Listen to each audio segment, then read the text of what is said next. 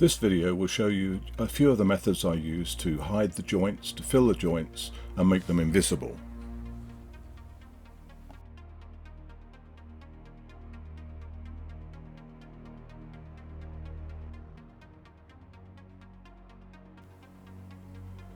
This joint is quite large, so I try and force down the Bondo in between the gap as much as I possibly can. I mix up a little bit of Bondo at a time and force in the gap just to fill it in. You don't have to be too careful in terms of smoothness, because later on you're going to go over it with a Dremel to give you the scaled effect of the dinosaur skin.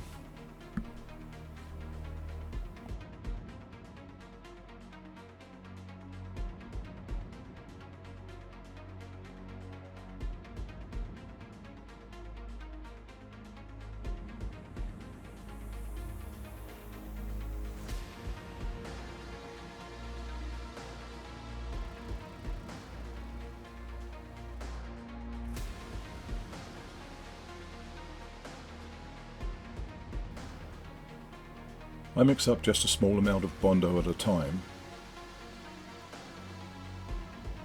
Add more as you need it and fill in the gaps as much as you can, pushing it down into the joints as much as you possibly can.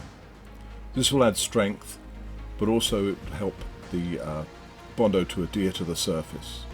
Prior to doing all these joints, I've sanded down the top surface along the edge of the joint with a little bit of sandpaper, about 240 grit, just to give that extra key, that extra adhesion that's required for the Bondo.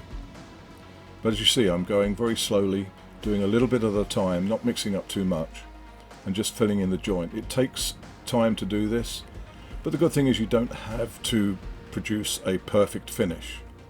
The finish can be rough, the same as the skin texture. If you can duplicate the skin texture with the palette knife, fantastic. But after I finish this, I'll go over it with a Dremel, and that Dremel will actually duplicate the skin texture. This is just one method I use to fill in the joints and make them invisible.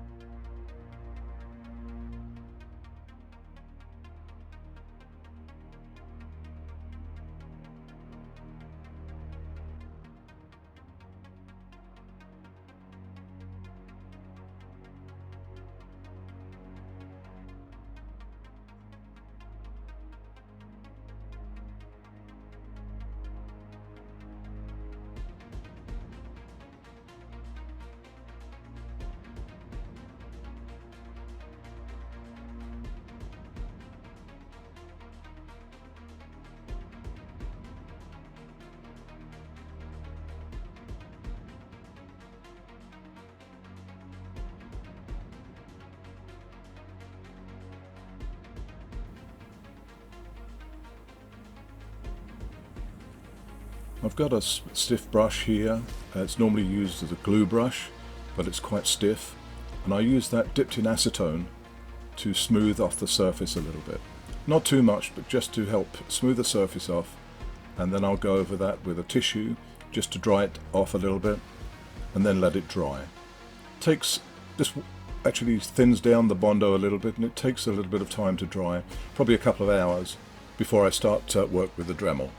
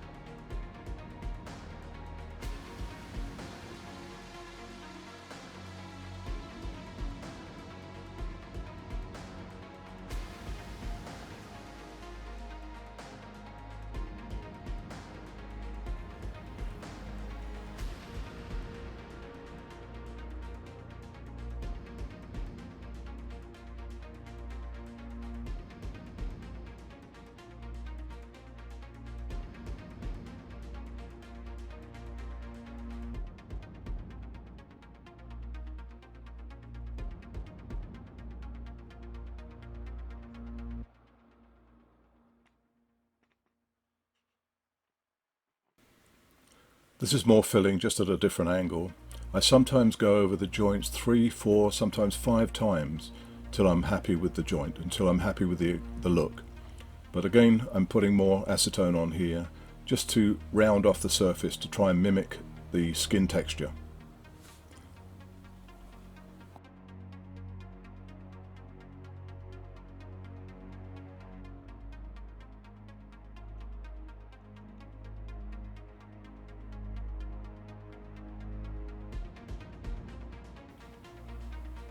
Now here I'm using a Dremel type tool with an extendable flexible shaft, and it just gives me the freedom to work on the surface and try and mimic the actual skin texture. You'll see that I'm trying to cover the joint. One of the biggest problems with joining is that it becomes proud, it's raised, and so I grind it down with the Dremel to the same surface height as the surrounding skin. Takes time, but it's well worth it in the end. And this is, as I say, one method of producing a skin-like texture on the joints and to make them as invisible as possible.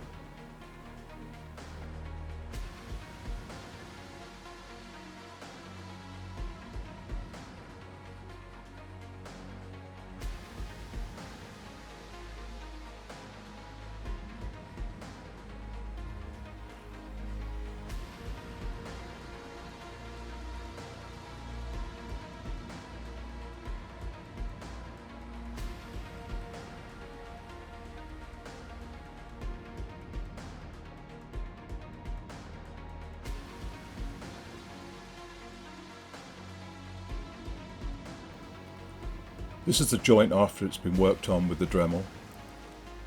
And I just go over it with a toothbrush or soft wire brush just to get rid of the dust and dirt around there, and then I'll go over it with a quick spray of primer, just a little dusting to make it invisible, and you'll see it just disappears.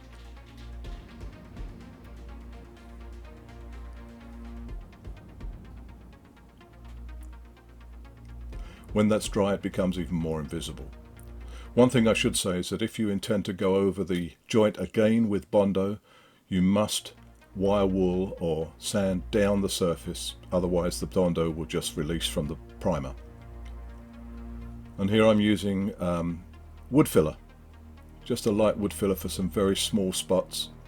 Again, just applying it with a palette knife in small quantities, and then I'll go over it again with acetone to smooth off the surface and make it look more like the skin texture.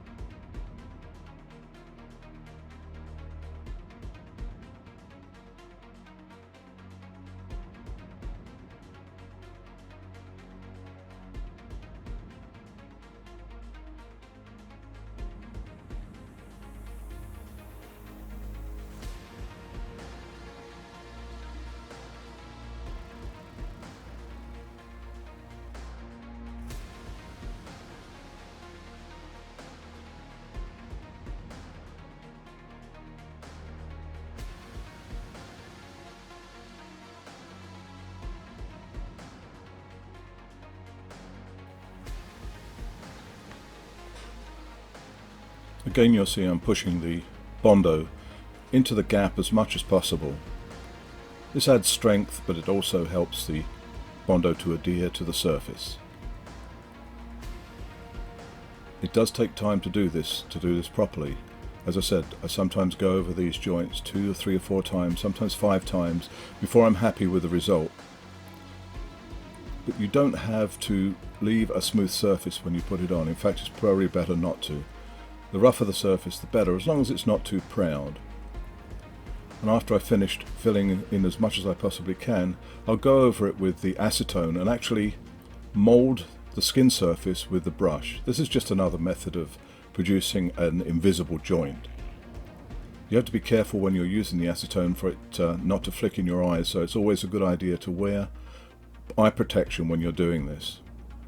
But the acetone thins out the Bondo slightly, it helps it adhere to the surface, but it also helps duplicate the skin texture very, very well. There is another method I use, which I'll put in another video later, which is using hypodermics that are available on Amazon.com, just plastic hypodermics without the needle, and putting in wood filler to recreate scale effect on the side of the dinosaur.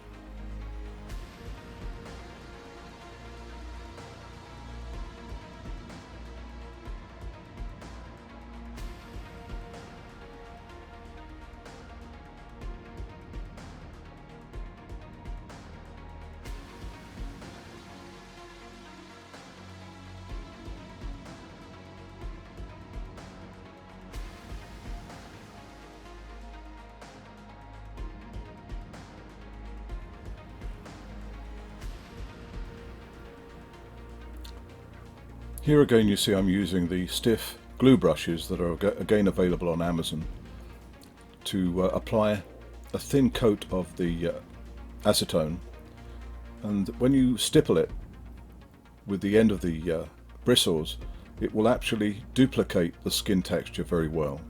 It's almost like sculpting with the brush, and after you do this, most of the time it's not necessary to go over it with the Dremel. It can just be modelled with the actual acetone and the brush.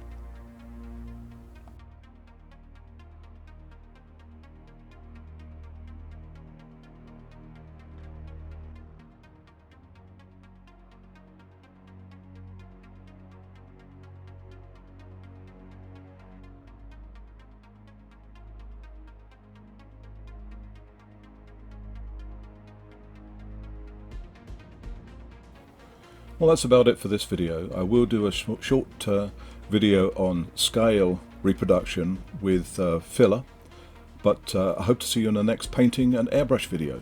Take care.